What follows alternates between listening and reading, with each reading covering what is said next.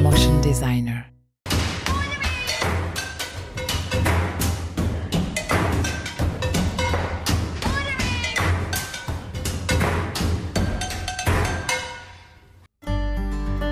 En 2016, la FEI remettait à Rodolfo Riscala un trophée pour récompenser sa ténacité équestre malgré les épreuves qu'il a traversées. Cet élégant cavalier brésilien a un parcours hors du commun. Il est installé dans les écuries de Frédéric Duquet à Grosrouve, où nous le retrouvons. Bonjour Rodolfo. Bonjour. Je te fais la bise. Oui. Alors c'est ta nouvelle protégée celle-là? Oui, c'est Lucky One. Elle vient d'arriver je crois? Oui, elle vient d'arriver, elle vient d'Allemagne. Elle est arrivée en décembre. Comment ça se passe avec elle? Super, je suis vraiment super content. Là, c'est un nouveau challenge. nouveau challenge, mais elle est toute jeune, elle vient de prendre 7 ans là. Je suis vraiment très content, toute l'équipe est contente, elle est super gentille en plus. Ouais, elle a l'air. Oui, oui. Et quel est ton rôle ici? En fait, là, je suis arrivé comme client, quand j'ai voulu trouver un bon endroit pour y mettre la jument. Et j'ai un ami qui m'a indiqué ici que je voulais à la proximité de Paris. Et c'est là que j'ai connu Frédéric Duquet et le propriétaire des écuries. Et du coup, je l'aide aussi avec ses chevaux, avec l'entraînement. De temps en temps, je monte ses chevaux aussi.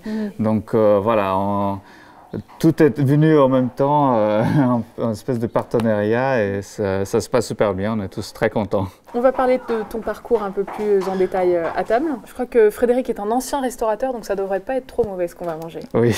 On y va? Oui. Bonjour! Allez bien, tu rentres toi? Bonjour Frédéric. Bonjour Marine, bienvenue. Merci de m'accueillir chez toi. On a déjà visité les écuries, maintenant on est carrément dans ta salle à manger. Ouais, voilà, je cuisine pour vous. Alors qu'est-ce que tu nous fais? Eh bien écoutez, je vais vous faire une omelette aux poivrons, aux oignons, champignons, mais surtout avec les œufs plus que bio, c'est les œufs de mes poulettes derrière. Parce qu'il y a des chevaux, mais il y a aussi des poules, des chèvres, des chats, super, des chiens. Génial. Voilà. Oui, on a vu qu'il y a du monde ici. Il y a du monde, il y a beaucoup de monde. Est-ce que je peux faire quelque chose? Non, tu t'occupes de Rodolfo, super. Notre champion. Vous avez marche. beaucoup de choses à vous dire. Merci bien. Oh là là, super hein. Ah, joli. Il te fait souvent manger comme ça? Ah oui, on squatte assez souvent, donc... Tous les week-ends. Ça te manque pas trop la cuisine brésilienne? Ah oui. Parfois, après, j'adore la France et je suis pas trop comme ça de dire oui, il faut que je mange des haricots avec du riz tous les jours. C'est très classique chez nous. Mais de temps en temps, je me dis, oh, j'aimerais bien un morceau de viande de churrascaria, ou de pão de queijo, des choses comme ça. Mais du coup, on va de resto brésilien qu'il est à Paris, et ça va. Tu parles un français impeccable. Merci. J'ai appris en venant en France. En fait, au départ, je suis venu chez Marina Kaplan-Saint-André, au Rat de Chancay, où après j'étais son cavalier en 2012-2013. J'étais son cavalier entraîneur. Et depuis, j'ai décidé de rester à Paris. Ça fait 2 ans et demi maintenant que j'ai décidé de faire une pause dans le métier de cheval. Et je travaille chez Christian Dior à Paris. Tu as eu donc cette envie de changer un petit peu de monde après avoir été cavalier professionnel. Donc tu as rejoint une grande maison. Et puis en 2015, ça fait 1 an et demi, il t'est arrivé quelque chose. Est-ce que tu peux me raconter? Oui, en août 2015, on était en Brésil.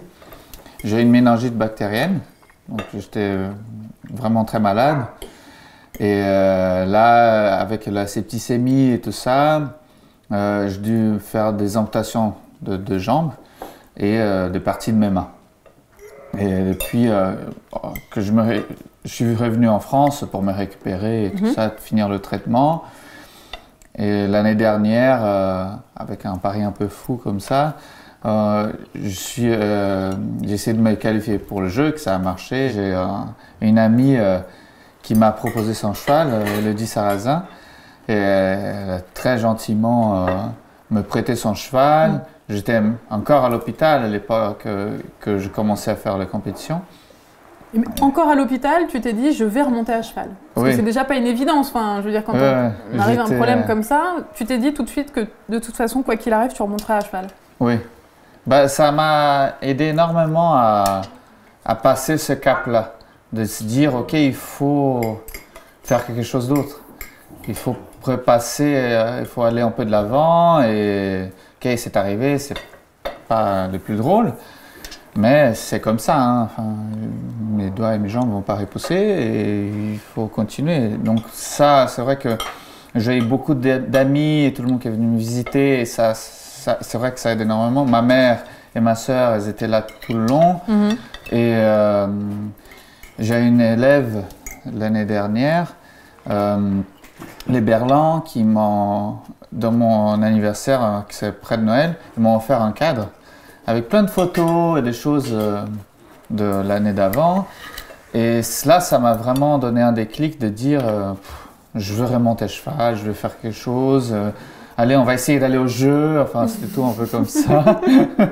OK, mais on fait comment? On n'a pas de cheval, on n'a pas de sponsor, on n'a rien. J'ai marché à peine, j'avais même pas une prothèse. Enfin, c'était vraiment une folie. Quand tu t'es remis à cheval, est-ce que tu as réussi à retrouver tes sensations?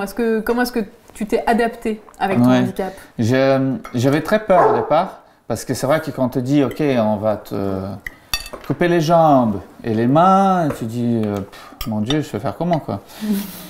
Et la première... Ah, tu t'es posé la question quand même. Ah oui. Là, je me disais, j'ai très envie de le refaire, mais c'est...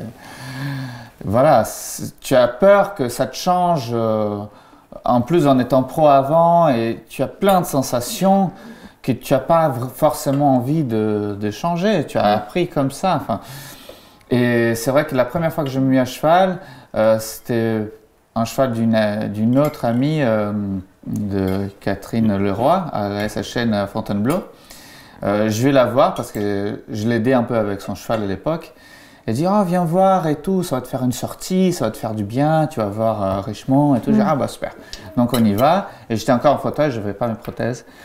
Et elle dit, oh, tu sais, le jour que tu veux remonter à cheval, tu me dis, tu peux monter Richemont. Je dis, oh, bah, je veux bien maintenant. C'était le 2 janvier 2016. Et là, c'était un peu la folie, tu sais, parce que j'étais en fauteuil à côté du cheval qui n'avait jamais vu ça. Donc je me mets sur les genoux, ma mère et ma soeur qui me montent là-haut. Et il était très gentil.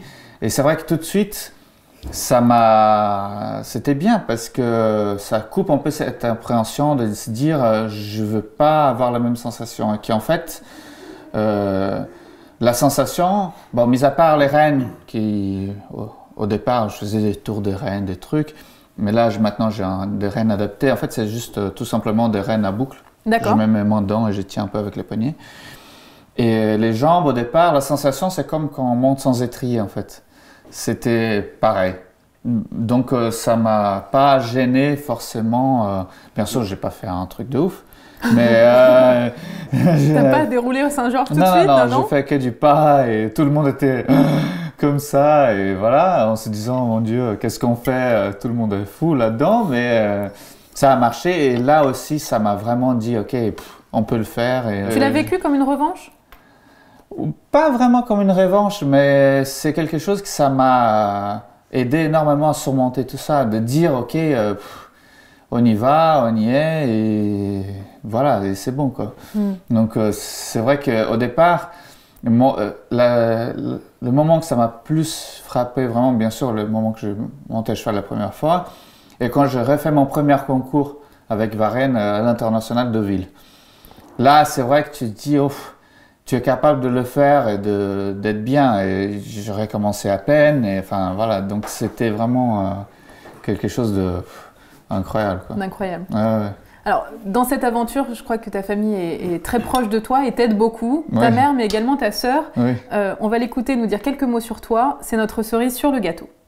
Bon, elle est très calme et gentille, souriant. Et tout le monde qui le connaît l'aime bien. C'est très difficile de ne pas aimer Rodolfo. Mais il est très cool comme ça, comme personne. très zen. Alors, tu étais à ses côtés quand il a dû traverser cette épreuve, la maladie, se remettre à cheval, etc. Comment est-ce que toi tu l'as vécu et comment tu l'as vu, lui, traverser cette épreuve? C'était très dur pour toute la famille en fait, parce qu'il était, bon, c'est mon frère, mais il était un athlète et tout, donc du coup, premièrement, on avait très peur qu'il soit passé, donc c'était très fragile. La première semaine, c'était très délicat, on pensait vraiment qu'il n'allait pas sortir. Et après, on a commencé à voir comment on dit, amélioration. Et ça allait bien, mais comme il a perdu ses pieds, et des doigts et tout, on avait un peu peur pour l'après, pour le cheval et tout. Mais il a dépassé ça très bien. Il a vraiment une superbe tête. Il a dépassé ça comme un pro. Est-ce que tu as un message à lui adresser? Oui, je souhaite beaucoup de chance cette année avec sa nouvelle jument et qu'il gagne plein de concours et qu'on soit très heureux ensemble. Merci. C'est bien. Ça fait plaisir. Ah ouais, toujours. T'es un petit peu ému, hein? Oui, bah oui. Toujours quand ma maman, elle parle, enfin c'est... Voilà, on sait qu'est-ce qu'on a vécu et c'est vrai que c'était pas facile et si elles n'étaient pas là, moi je serais pas maintenant où je suis, hein, donc voilà, c'est vrai que tout ça, ça nous bouge un peu là-dedans, donc voilà. C'est un travail d'équipe en fait maintenant. Oui, oui, ah oui, carrément, mais je crois que le tout c'est toujours un travail d'équipe. Être avec les bonnes personnes, au bon moment, c'est super important. Avec Fred, moi je suis ravi de l'aider avec ses chevaux. La jument elle est bien installée. Je crois, de temps en temps, ça peut arriver. Voilà, je les pique de temps en temps. Il me laisse au fourneau, quoi. Je suis la femme au foyer. L'image qui se fait. Ah oui, ça. Non, mais c'est vrai que ça fait vraiment un esprit d'équipe et je trouve ça super. Parce que c'est là qu'on fait la force. C'est avec ma sœur, ma mère qui était entraîneuse au Brésil, qui maintenant elle habite ici, elle m'entraîne, elle m'aide, elle était juge nationale au Brésil. Donc tout ça, c'est des petites choses qui font le tout. C'est bien d'être bien entouré. Aujourd'hui, quels objectifs tu poursuis? Parce que voilà, tu as monté à haut niveau en valide. Est-ce que du coup, tu as envie de faire des épreuves avec les valides de nouveau? Oui, oui, carrément. Depuis le départ, c'était quelque chose que j'ai dit. Et moi, je suis ravi de faire le handisport, d'être un paradresseur. Je suis très fier de l'être en plus. Fier de représenter ton pays, j'imagine. Voilà, exactement. Mais j'ai hâte aussi de retrouver le haut niveau valide aussi. Là, la jument, elle est très jeune, donc ce sera pour après aussi. Il a l'opportunité avec d'autres chevaux. Mais le but maintenant, c'est vraiment de faire des épreuves de paradressage cette année. Moi, en étant brésilien, je n'ai pas le championnat d'Europe.